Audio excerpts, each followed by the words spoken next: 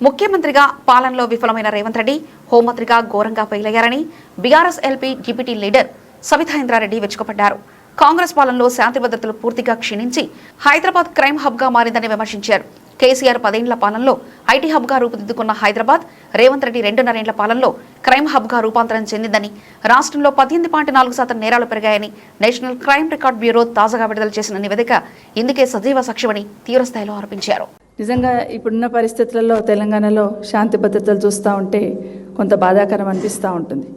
ఒకప్పుడు తెలంగాణ పోలీస్ అంటే దేశంలో మొదటి స్థానంలో, అందులో మన దక్షిణాది రాష్ట్రాల్లో కూడా మొదటి స్థానంలో నిలిచి దేశంలో మొదటి స్థానంలో నిలిచేది. అట్లాంటి పోలీసింగ్ ఈరోజు దేశంలోనే వెనకడుగు వేస్తున్న రాష్ట్రంలో తెలంగాణ ఉందంటే కొంచెం బాధ అనిపిస్తూ ఉంది, ఆందోళన కూడా కనిపిస్తూ ఉంది.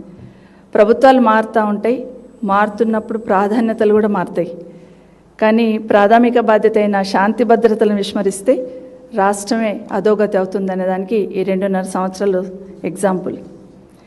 మన రాష్ట్రంలో చూస్తూ ఉన్నాం, శాంతి భద్రతలు అనగానే ఒక రాజకీయ వేధింపులు, ప్రతిపక్షంలో ఉన్న వాళ్ళను ట్రాక్ చేయడం తప్పిస్తే ఏం జరుగుతుంది రాష్ట్రంలో అనేది రివ్యూ చేసుకోవడానికి ఈ ప్రభుత్వం సిద్ధంగా ఉండదు.